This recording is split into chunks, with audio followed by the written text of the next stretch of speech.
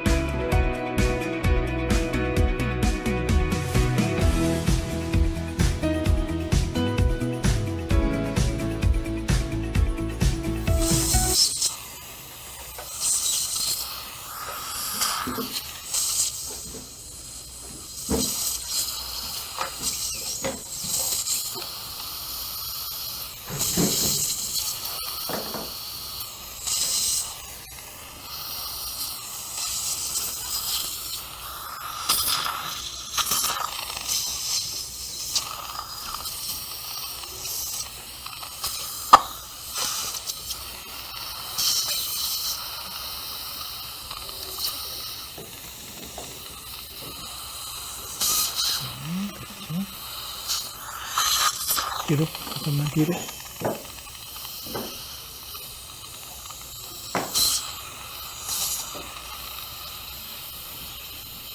그렇죠?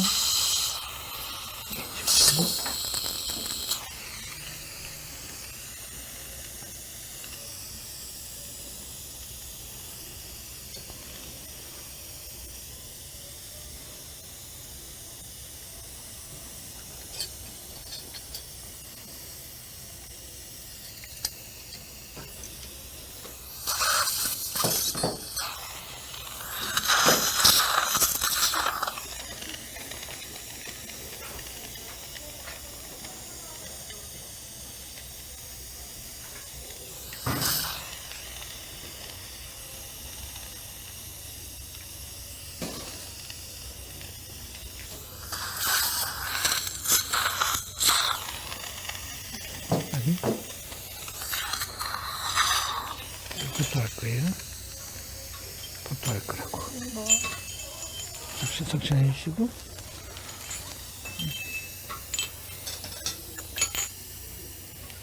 석션.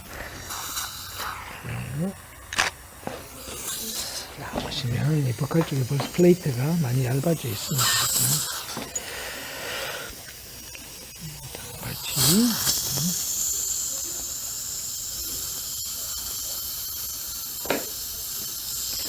걔는 디스칼로 지워져 있어가지고 4번 임플란트가 아주 가까이 있습니다.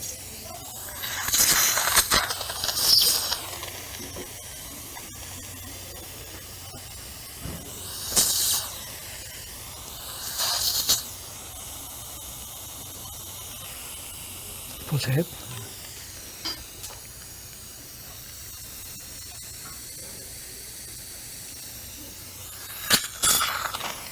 잠깐만.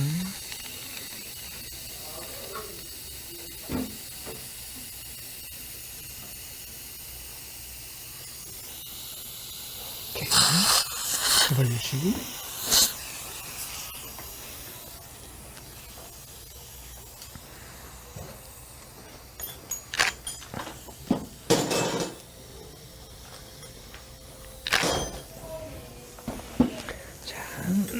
여기서 오케이, 그렇죠?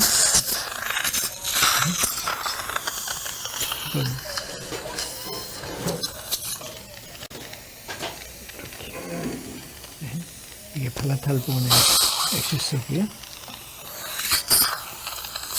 라비알 본의 플레이트가 이렇게 되어 있는데, 이게 그러니까 항상 팔라탈 본을 따라서 가면 본이 항상 많이 있습니다. 근데 이 얇은 본을 따라갈 이유가 하나도 없겠죠.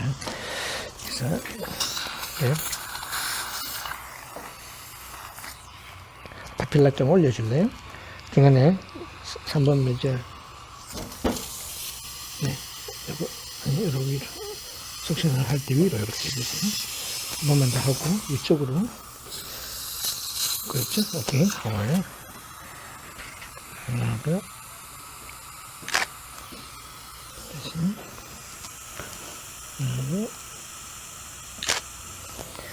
자, K9이라서 알이 또 좋지만 제가 BD 커프를 해보겠습니다. BD 커프로 하겠습니다. 뭐 이니셜 드릴은 똑같이 갈 거고요. 그러니까 지금 현재 디팩이 버칼 디팩이 얼마나 될까요? 한 4mm 정도 될 거니까요. 메탈 엑시스는 입었습니다. 그 박스를 따라서 약간만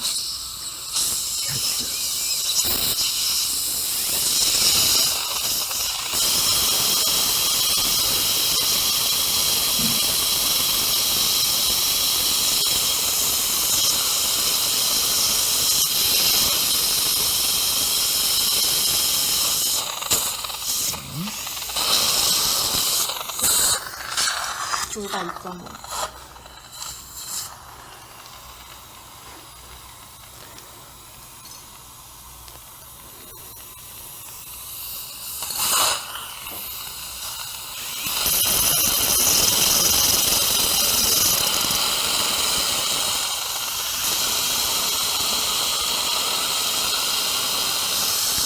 같이 4.1에 저기 비디 커프 할 텐데요. 4.1에 9에 4 하겠습니다.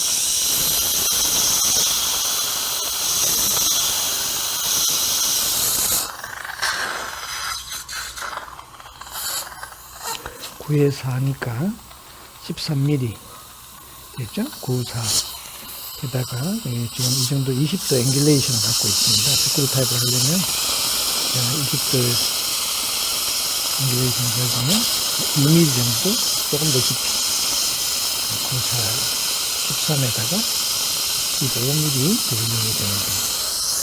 가끔으로 7의 4이 있는데 9는 없습니다. 7에 4 좋습니다. 네. 7에서 11mm 다시 13mm 정도는 되겠습니다.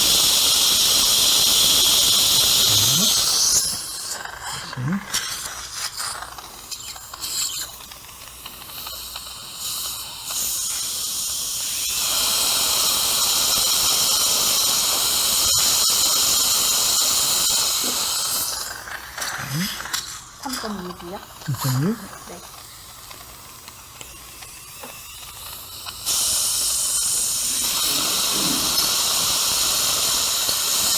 여기 이제 잡아볼까요? 이쪽 어떻게 그렇게 잡고 계시고요. 이게 진지발 마진, 여기가 이제 어바트먼트 라인이 되겠죠. 1mm 정도 밑에, 여기가 13, 여기가 15. 이 정도가 딱 좋은 드릴링이죠. 네. 오케이. 13. 지금 보온이 조금 약하세요. 그래서 3.9 드릴은 약간만 할 겁니다. 코티컬만 살짝.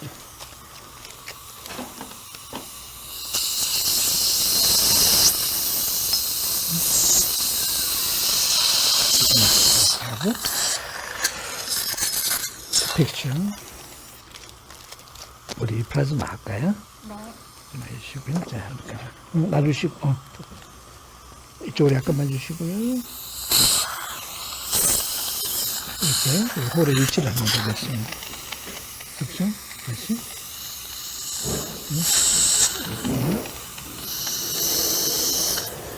자, 이 띵 섹션은 3번 더 섞였어요. 오케이, 땡큐. 이 본은 완전히 없어진다고 봐야겠죠. 여기는 디펜드 하지 말고 우리 악사 20도 각도 커프 2 주세요. 악사 어버트먼트 앵글 20도 커프 2 주세요.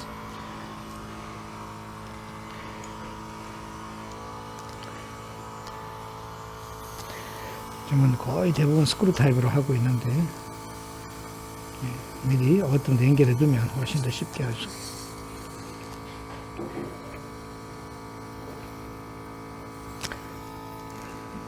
본은 본 매트릭스 하겠습니다.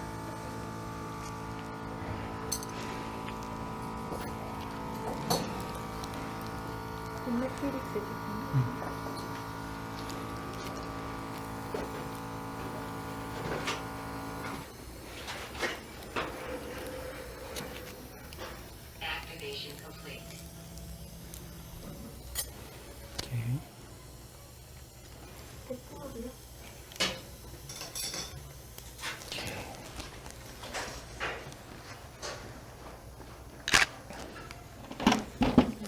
7mm의 커프 4입니다. 네.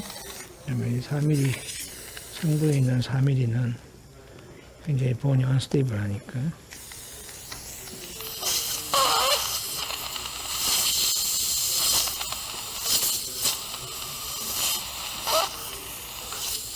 오케이. 지금 36뉴턴 스테빌리티입니다.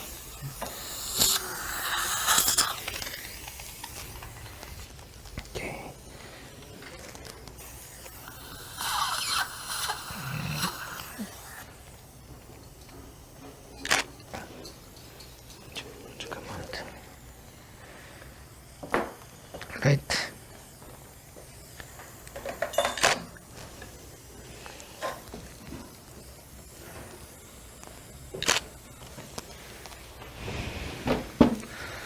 여기 악스 아바트먼트, 악스 아바트먼트.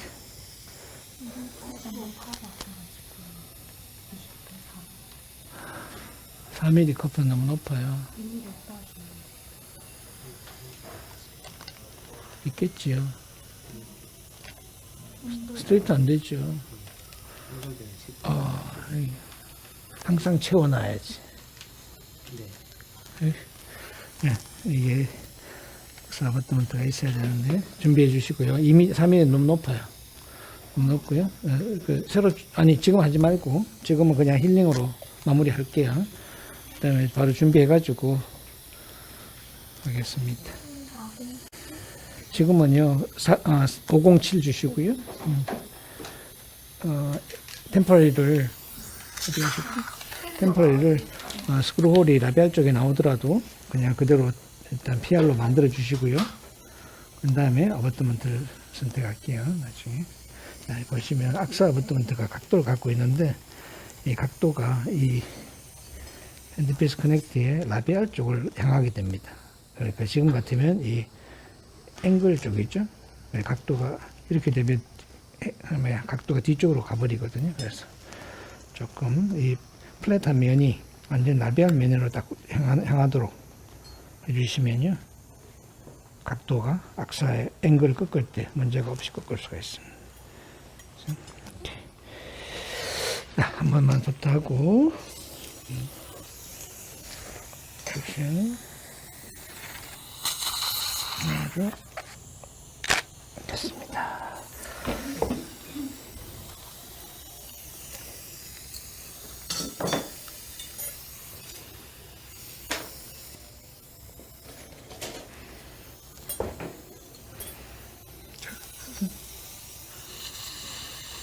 여기는 사실은 보온이 되는 게 아니라, 왜냐면 스웨드 파트가 전부 다 보온 속에 다 들어갔죠. 이거는 컨투어입니다.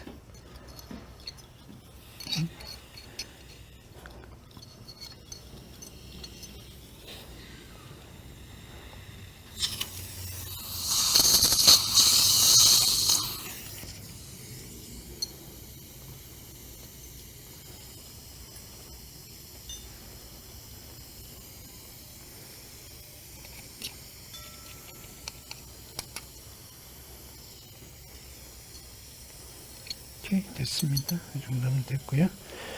여기 컨투어는 안 올려도 되겠죠? 이것만 유지되면 될 것 같은데, 우리 O6 볼륨엑스 제일 작은 걸로 할게요. 석션 치아에 붙어 있는 거 제거해 주시고, 오케이.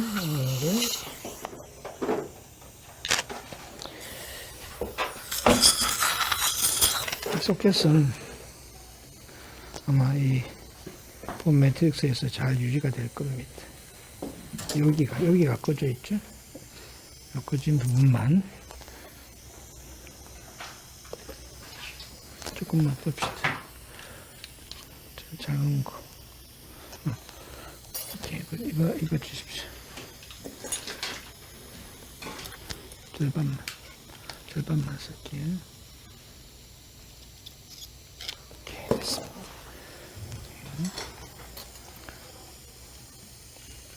폴딩 해서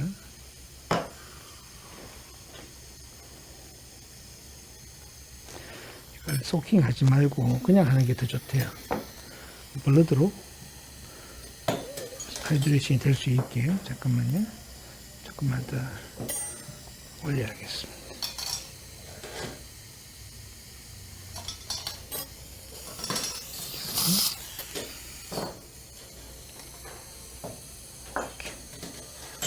그래서 여기 꺼지지 않도록 하는 겁니다. 죽이죠? 오케이. 좋아요. 그대로. 네.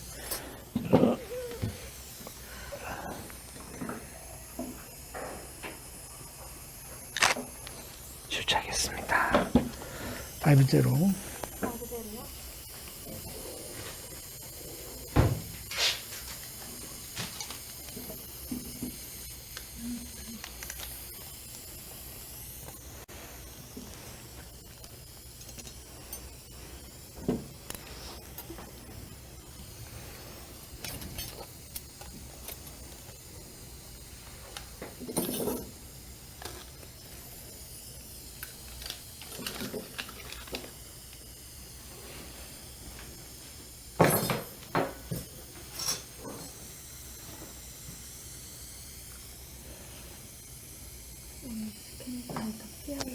스캔했어요. 네, 그대로 PR로 제작해서 끼워드려야죠.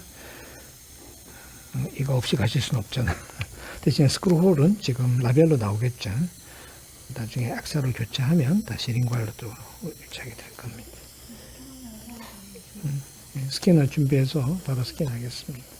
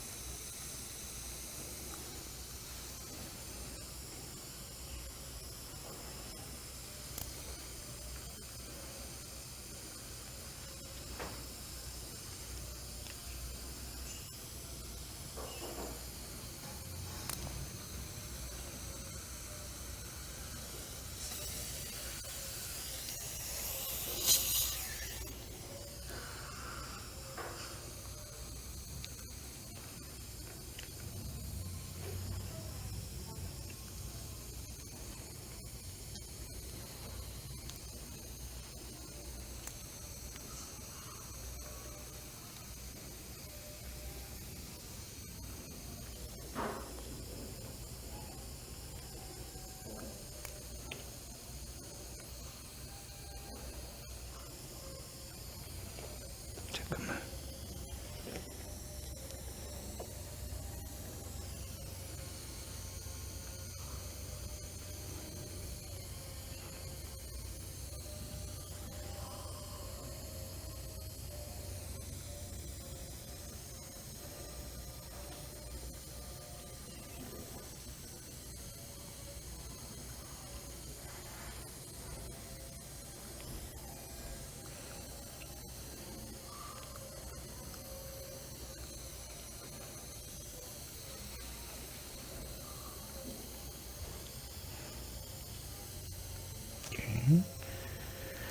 뒤에 한 번만 더 할게요. 이쪽 뒤쪽으로. 디스타트.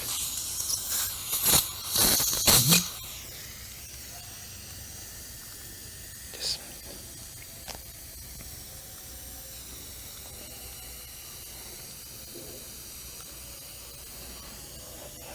오케이.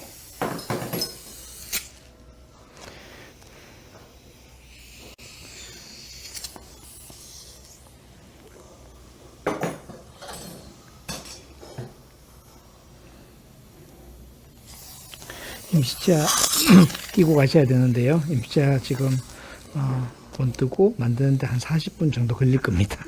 바로 끼워 드리려고 준비는 했는데 제가 부품 한 개를 놓쳤습니다. 그래서 조금만 기다려 주시면 만들어 올려 드리겠습니다. 네.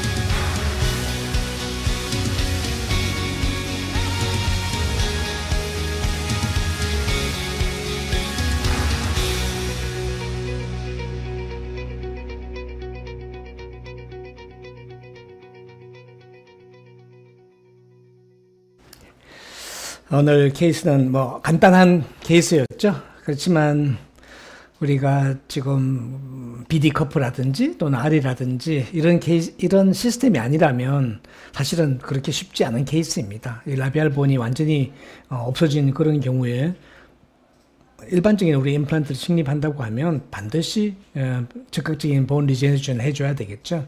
그렇지만 지금 우리가 이 없어진 라비알 본은 어차피 없어질 거다. 우리가 리제너레이션 시켜도 그 알베올라 본, 특히 라비알 플레이트는 없어져서 얇은 샌리치가 될 거다 하는 것이 우리 아라우유부터 시작해서 많은 분들이 또 조셉 칸 이런 분들이 만들어낸 논문에 나와 있는 그런 어떻게 보면 팩터입니다. 그렇죠? 그 바이올로지고 그 자연이라고 저는 생각을 합니다. 그래서 일단 질문에 대해서 답을 드리도록 하겠습니다. KDH님, 발치와가 불완전하게 치유되는 에라틱 힐링에 가장 영향을 미치는 요소가 뭐라고 보시나요? 아니면 그냥 복불복이라고 봐야 할까요? 그럴 리가 있겠습니까? 반드시 이 어떤 현상에는 원인이 있습니다. 그렇죠? 우리가 체크를 못했을 뿐이지 반드시 원인이 있어서 어떤 그런 결과가 생기는 거지 저절로 뭐 이렇게 예상하지 못한 일이 확 생긴다든지 그렇지는 않을 것 같습니다. 그래서 특히 뭐 전치부 발치와가 이렇게 생각지 않게 확 없어져 버린다, 본이 없어진다든지 이런 경우에는 뭐 대부분은 그 염증이 남아 있는 그렇죠? 그 발치를 일으킨 그 원인을 우리가 확실히 제거하지 못해서 그것이 더 계속 지속적으로 본을 파괴시키는 그런 이유가 더 큰 것 같고요.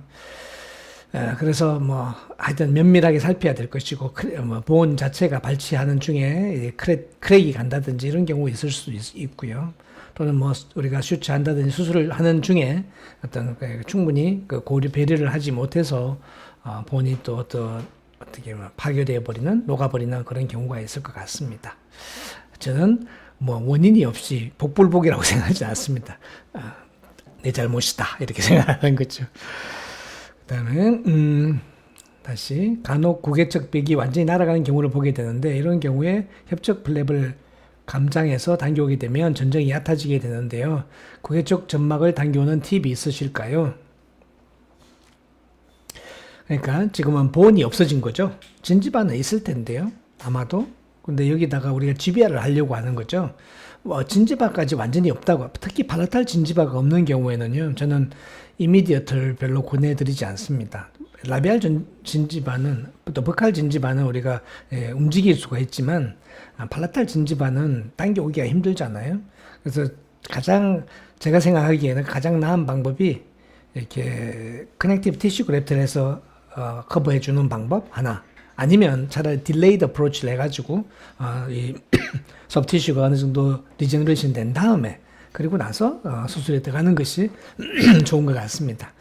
지금 문제 말씀하신 것처럼 버칼 플랩을 당겨서 릴리징해서 당겨오게 되면 전정이 너무 얕아지죠. 이거는 별로 좋지 않습니다. 사실 지금 우리가 하려고 하는 모든 수술들은 어떻게 하면 베스티뷸의 변화, 미코진지발 정션의 변화를 줄일 수 있느냐, 또는 변화가 없게 만드느냐가 사실 더 큰 관건이거든요.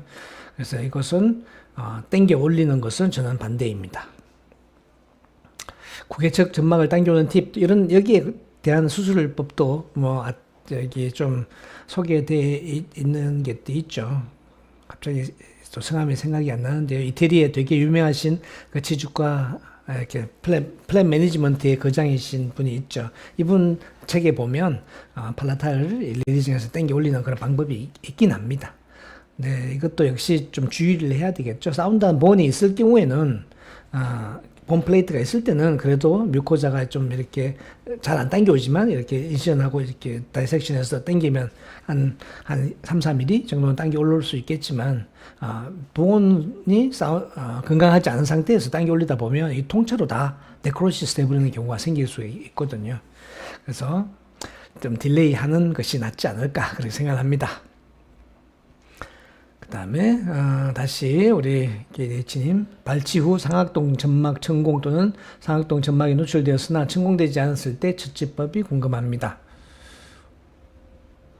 여기다가 임플란트 지금 당장 하시려는 것은 아니시겠죠? 그러니까 발치했는데 보면 굉장히 그 사이너스가 뉴마티제이션 많이 돼서 루트와 인접해 있거나 아니면 거의 이렇게 보여 있는 경우가 있습니다.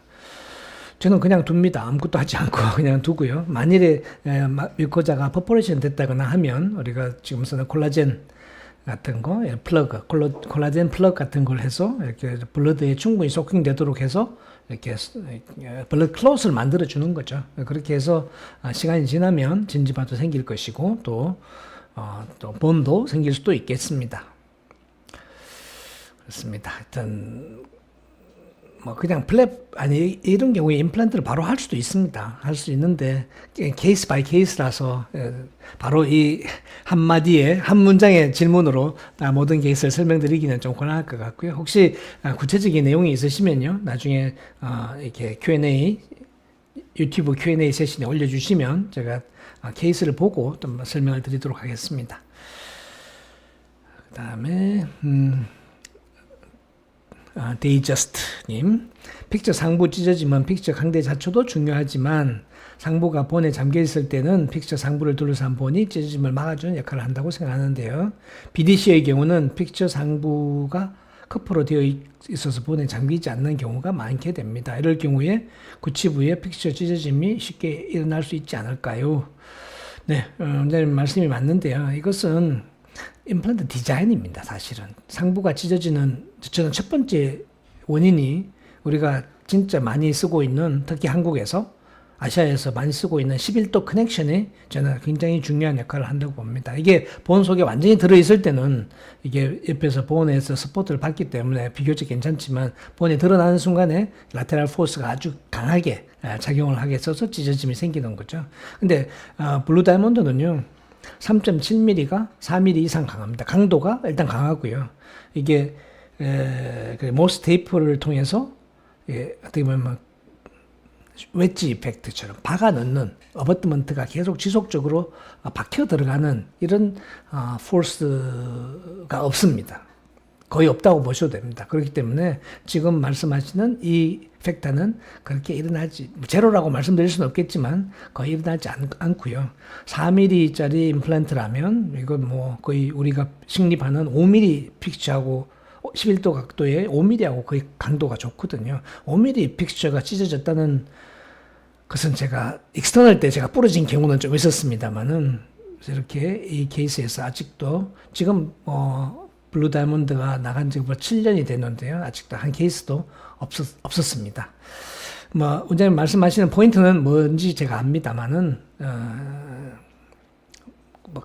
그렇게 걱정하지 않아도 그만큼 강도에 자신이 있다라고 생각해 주시면 감사하겠습니다. 우리 석 선생님, 악사 어버트먼트에 대해서 자세히 알고 싶습니다. 주로 어떤 경우에 사용하시는지 설명해 주세요. 제가 이제 책을 거의 다 썼습니다. 여기에 대해서 이렇게 블루 다이몬드와 또 BD 커프에 대한 책을 쓰면서 여기에 어떻게 보철을 할 것인가, 보철 옵션에 따라서 싱글, 또 브릿지, 그리고 풀마우스 케이스에서 어떤 어버트먼트를 쓸 수 있겠는가에 대해서 제 케이스와 함께 디자인의 컨셉에 대해서 설명을 드리고 있는데요. 기본적으로 악사 어버트먼트의 가장 큰 인디케이션은 풀마우스입니다.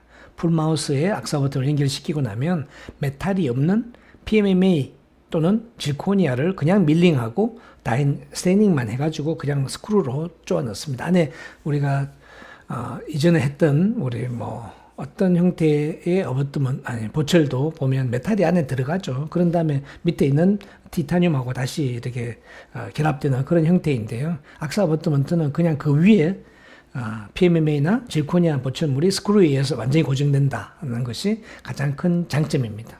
그래서 풀마우스 케이스에서 좋고요. 또 멀티플 보철인 경우에 좀 깊이 들어갔다. 얕은 경우에는 진지바가 아주 깊지 않은 경우에는 그냥 일반적인 브릿지 어버트먼트 쓰시면 되는데요. 이게 어버트먼트가 픽처가 어쩌다가 너무 깊이 들어갔다, 진지바가 너무 두껍다, 이런 경우에는 사실 브릿지 어버트먼트도 소프트티슈 매니지먼트가 쉽지가 않죠. 이런 경우에는 적당한 높이 2mm나 3mm 정도 되는 커프에 악사 어버트먼트 연결하고 그냥 브릿지로 스크루 타입으로 하시는 게 좋겠습니다.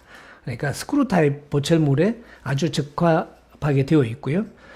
메탈이 없는 스크루 빼고는 메탈이 없는 그런 보철물을 만드는데 좋다 이렇게 생각하시면 되겠습니다. 우리 6월 첫째 주에 CDEX가 있죠. 그때 오시면 우리 부스에서도 자세히 설명을 드릴 수 있을 것 같습니다. 실물을 보시고 이해하시는 게 더 좋지 않을까 싶습니다. 그 다음에 메이포님, 멤브레인을 쓰면 더 나을 듯 싶은데 안 쓰신 이유가 있으신지요? 사용하신 본이 어떤 제품인지 궁금합니다. 네, 이게 제가 처음부터 굉장히 좀 걱정을 하면서 일부 어떻게 보면 좀 염려를 하면서 이렇게 했는데요. 사실 BD 커프라든지 또는 RE 임플란트에 있어서는 이게 리제너레이션이 아니죠. 컨토리제이션입니다. 그러니까 지금 있는 라비알 쪽에 있는 본 디펙은 본으로 리제너레이션 시키려고 하는 게 아닙니다. 그냥 소프트 티슈가 꺼지지 않도록 컨투어만 잡아주는 그런 역할을 하는 거거든요. 그래서 익스포즈 된 부분은 4mm 정도, 익스포즈 된 부분은 그냥 익스포즈 된 채로 있는 거죠. 일종의 어버트먼트처럼 픽처 스레드는 전부 다 본 속에 들어갔으니까요. 그리고 앞쪽에도 좀 디펙이 좀 있었죠. 그래서 그쪽은 본 디펙이 아니기 때문에 저는 이제 어식스 볼륨 X 같은 걸로 해서 전체 컨투어를 잡아준다 이렇게 보시면 되겠습니다. 제가 사용하는 오늘 이런 경우에 특히 라비알 쪽에 익스트랙션 소켓에 월 디펙이 있는 경우라면 저는 본 매트릭스를 쓰는데요. 지금 결과가 굉장히 괜찮습니다. 그래서 한번 much more than expectation이라고 이야기 드리면 될 것 같습니다. 그래서 그 컨셉이 다르다. 리제너레이션이 아니라 컨토리제이션이다. 이렇게 생각해 주시면 되겠습니다. 그 다음에 0H 선생님, O6 볼륨 X를 쓰신 것 같은데 사용하시는 적응증이나 다른 멤브레인과의 차이점이 궁금합니다. O6 볼륨 X는 O6 플러스하고 같은 성분입니다. 글라이코메트릭스라는 성분으로 되어 있고 일종의 당입니다. 당 성분으로 되어 있는데요. 이게 굉장히 흡수가 안 되죠. Very slow resorbable이라고 얘기를 합니다. 보통은 2년 정도 가도 완전히 흡수되어 있지 않습니다. 그래서 특히 O6 볼륨 X는 그것의 볼륨을 그러니까 안에 그러니까 멤브레인을 두껍게 만들고 2mm 정도 두께로 만들고 그 사이에 굉장히 루즈한 공간을 만들어서 이제 블러드가 들어올 수 있게 그렇게 만들어져 있죠. 그래서 O6 볼륨 X는 이름에서 의미하는 것처럼 소프트 티슈의 볼륨을 유지하는 데 있어서 아주 괜찮은 것 같습니다. 처음에는 많은 분들에 의해서 이것이 리젝트 됐습니다. 뭐 별로 효과가 없네. 왜냐하면 우리가 커넥티브 티슈 그래프트를 많이 써왔고 그 효과가 아주 좋았잖아요. 그런데 이 커넥티브 티슈 그래프트는 얼마 지나지 않아서 루트 리세션을 커버하는 이런 경우는 그래도 잘 유지가 되지만 볼륨을 유지하는 경우에는 사실 다시 흡수가 돼버리는 경우가 많았거든요. 저희 케이스도. 그런데 O6 볼륨 X는 2년이 지나도 흡수가 되지 않습니다. 그대로 남아 있고요. 또 이게 두 겹으로 겹치게 되면 4mm의 두께가 만들어집니다. 그래서 소프트티슈가 4mm 정도 두께가 증가하면 이 컨투어를 만드는 데 있어서는 정말 기가 막히게 저는 좋다고 생각합니다. 아직은 이게 좀 가격이 비싸서 좀 이게 망설여지는 경우가 좀 있긴 합니다만은 제가 사용했던 어떤 멤브레인보다도 훨씬 더 좋은 볼륨 유지하는 그런 효과가 있다라고 생각을 하고요. 이거 자체가 멤브레인 역할도 합니다. 당연히. 그러니까 GBR 역할을 할 때도 써도 됩니다. 그냥 O6 플러스처럼 쓰셔도 되고요. 그렇습니다. 그래서 일반적인 콜라겐 멤브레인하고는 다르다라고 생각해 주시면 되겠습니다. 네. 그 다음에 돌멩이님, 템포러리 크라운 장착 기간을 1, 2, 3개월 이렇게 구분하는 기준이 있으신지요? 역시 수술 때의 느낌이라고 하는 게 좋겠죠. 본 덴시티가 중요한 역할을 할 것이고 또 이니셜 스테빌리티가 얼만큼 중요한 역할을 하는가가 이제 가장 기준이 되겠습니다. 디펙이 있는가 없는가도 중요한 역할을 하겠죠. 이제 오늘 같은 경우 같으면 리제너레이션 는 아니죠. 그러니까 컨토리제이션만 되는 겁니다. 앞쪽에 있는 그 리지 디펙은 그냥 소프티슈처럼 힐링이 될 겁니다. 그렇기 때문에 8주면 충분히 물론 12주 정도 기다려야 된다고도 얘기하지만 8주 정도면 상당히 좋은 컨투어가 만들어질 겁니다. 근데 템포러리는 이니셜 스테빌리티죠. 초기 고정이기 때문에 초기 고정이 얼만큼 잘 잡히느냐에 따라서 뭐 당일도 해줄 수 있고 또는 뭐 일주일 뒤에 해줄 수도 있고 경우에 따라서 조금씩 달라질 겁니다. 그래서 특히 이 템포럴을 프로비저널을 만드는 경우는 초기 고정 그리고 본 덴시티 이것이 가장 큰 요인이 되지 않을까 그렇게 생각을 합니다. 우리 강석기 선생님 요즘 발적에 BD 커프 잘 쓰고 있습니다. 구치부 발적에 직경 4.4가 좀 얇은 것 때문에 4.8이 있었으면 합니다. 아리와 BD 커프는 최고의 선물이다. 감사합니다. 4.8 네, 준비해 보도록 하겠습니다. 원래 이게 BD 커프가 익스트랙션 소켓보다는 이게 뭐랄까 샌드위치를 위해서 사실 먼저 만들었거든요. 근데 소켓에서 쓰는데도 아주 좋습니다. 그래서 사실 어떤 경우를 필요로 하시는지 제가 충분히 이해할 수 있습니다. 4.8도 준비해 보도록 하겠습니다. 고맙습니다. 볼리돌님, 이 환자분처럼 포스티리어 오클루전 매니지먼트가 쉽지 않은 경우에 임플란트 크라운 교합은 어떻게 매니지하는 것이 가장 아이디어할까요? 그러니까 포스티리어 싱글 임플란트 크라운을 델리버리 한다면 교합 조정은 어떤 식으로 하는 것이 최선일까요? 저는 뭐 정상적으로 합니다. 그러니까 자연치라면 조금 공격적인 오클루전이 들어간다고 하면 공격적이라는 것은 아주 주도적인 교합 포인트를 만들어내는 그런 오클루전 포인트를 준다면 임플란트라면 그거보다는 조금 낮게 옛날처럼 뭐 심스닥이 빠진다든지 이런 것은 아니고요. 거의 정상적인 교합을 만들 때 약간 한 번 더 이렇게 팔리싱 휠로 살짝 더 해준다든지 요 정도만 합니다. 그래서 근데 지금은 보면 하악에 골드 크라운이 많이 돼 있잖아요. 벌써 제가 제 기억으로는 10한 4, 5년 좀 됐거든요. 10한 3, 4년 정도 된 것 같습니다. 그러니까 골드 크라운 이전에 질코니아 없을 때 골드 해놓으면요 이게 자꾸 마모가 돼가지고 자꾸 낮아집니다. 상악은 지금 질코니아로 돼 있는데 하악은 지금 골드까지 남아 있어가지고 그래서 그게 다르면서 한 0.5mm, 1mm 정도 내려와 버리면 전치부가 바로 이제 컨택이 많이 되게 되죠. 그래서 그때 뭐 지금은 질코니아는 그 웨어가 거의 없기 때문에 아마도 이렇게 교합이 낮아져서 전치부에 데미지를 주는 경우는 좀 덜하지 않을까 그렇게 생각을 하고 있습니다. 그렇기 때문에 더 교합 자체는 뭐 그렇게 일부러 낮추지는 않습니다. 다음에 아멜로님, 상하 크레스탈 후 막이 찢어지지 않았는데 상하 수술 후 극심하게 통증을 호소하셨고 약을 드시고 당일 호전되셨지만 계속 코에서 피고름이 나온다고 말씀하시고 실제로 검붉은 가래가 나오는 것을 확인하였는데 약 처방 말고 따로 상악동 세척술을 시행하여 드려야 할까요? 약은 2주째 드시고 계시는데 CT상 헤지니스는 그대로 있습니다. 뼈는 거의 안 넣다시피 했습니다. 찢어졌겠죠. 우리가 확인이 안 돼서 그런데 아무래도 상악동 막이 찢어졌을 것이고요. 두 번째 이렇게 통증이 계속 있으시다라고 하면 특히 본그래프트 안 하시고 다시 인펙션은 별로 없다고 생각을 우리가 할 수 있을 것 같습니다. 크리스탈 본 사이너스 플로어의 본 덴시티는 어땠을까요? 우리가 이게 생각보다 크리스탈 본 또 중간에는 캔서러스 본, 그 다음에 사이너스 플로어에 코티칼 본 이렇게 있잖아요.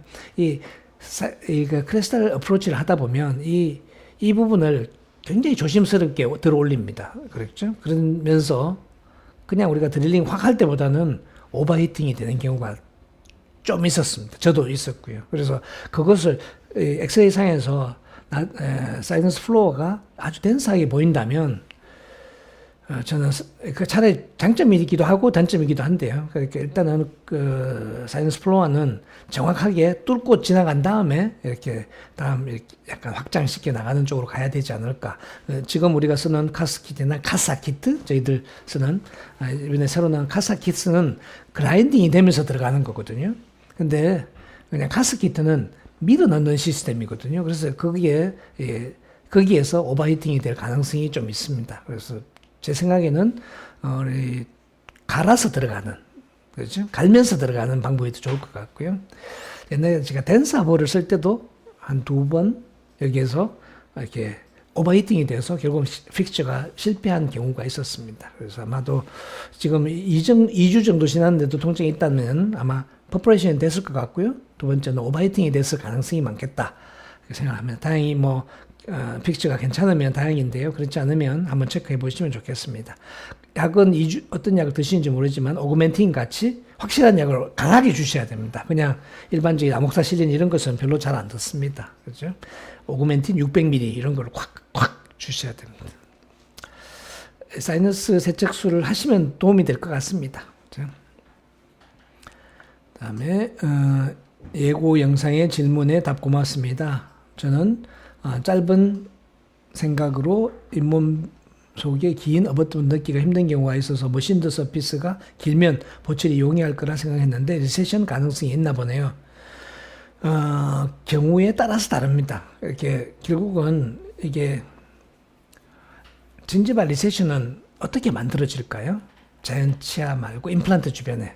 그래서 특히 아리 같으면요, 이게 다이아메트가 크면 안 됩니다. 이 아리가 리세션이 거의 없는 이유 중에 하나가 다이아메트가 작기 때문입니다. 작아야 되고요. 또 샌니치가 남아있기 때문에 샌니치 크레스타에서 진지발을 잡아주죠.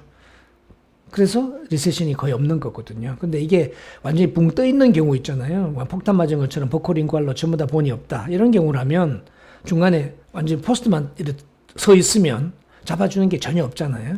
그러면 리세션이 올 수가 있습니다. 그래서 샌니치인 경우에는 괜찮은데 이 폭이 본 디팩이 이렇게 비었다. 이렇게 버코링 걸 했는데 이 넓이가 넓으면 당연히 리세션 가능성이 많겠죠. 근데 이게 되게 좁다. V 쉐입으로 좁다. 이런 경우에는 사실은 이 인접에 있는 샌니치가 진지발을 홀딩 해주기 때문에 높이를 잡아주기 때문에 그렇게 리세션 되지는 않습니다. 게다가 지금 본 매트릭스라든지 이런 머티리얼을 가지고 그 서포트를 해주면 진지발을 서포트 해주게 되면 그렇게 없는 것 같습니다. 또 하는 분 질문이 있었는데요. 우리 슈츠 하나만 갖다 주세요. 슈츠. 그냥 새 걸로 하나 같아요. 슈츠 사이즈에 대해서 또 니들과 슈츠에 대해서 질문을 해주셨는데 제가 답을 드릴 시간이 없어가지고 그랬는데요. 오늘 시간이 좀 있으니까 슈츠를 한번 보여드릴게요. 우리 슈츠 실크의 패키지에 보시면 그 디멘전이 다 나와 있습니다. 보통은 5가지 정보가 보통 들어있게 되죠. 괜찮습니다. 이거 주시면, 네. 이게 제가 주로 많이 쓰는 다필론이라는 건데요. 이게 나이론입니다. B 브라운에서 만들어내는데요. 여기 보시면, 여기 니들에 대해서 3개의 정보가 있습니다. 그죠? 니들이 보면 8분의 3 서클, 8분의 3 서클이고, 리버스 커팅 엣지가 있죠. 삼각형이 역삼각형이 보통 우리가 쓰는 것이 리버스 커팅입니다. 그리고 8분의 3 서클. 이거 전체 원주에 비해서 이게 8분의 3이라는 거죠. 이게 더 크면 우리가 잡아서 니들을 회전시키기가 좀 어렵습니다. 2분의 1도 있고 또 더 많은 것도 있긴 하지만 대개는 우리가 8분의 3 서클을 쓰게 되고요.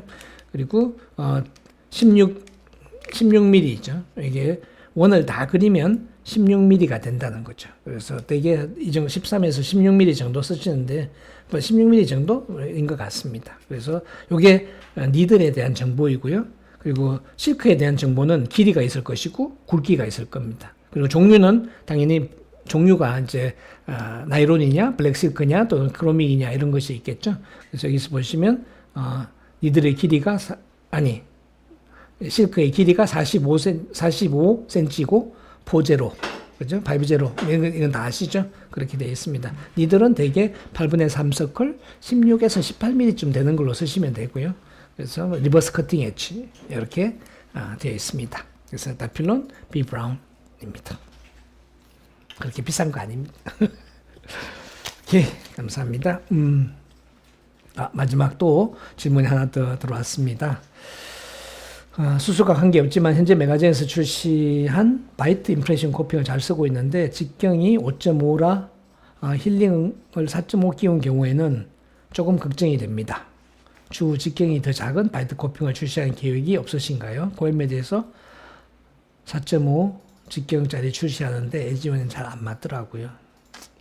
네. 이게 결국은 이게 금형을 만들고 사출을 하고 이런 것이 있어가지고 우선은 5mm, 5.5 힐링에다 맞게 이렇게 되어 있는데요. 4.5도 네, 필요하시다면 준비하는 것은 별 문제는 없습니다. 원리하고 뭐 거의 비슷비슷하니까요.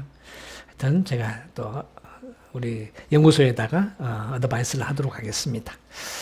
네, 오늘도 함께 해주셔서 대단히 감사합니다. 환자분이 바뀌었지만 뭐 사실은 뭐 이게 라이브 서저리의 묘미일 수도 있겠죠.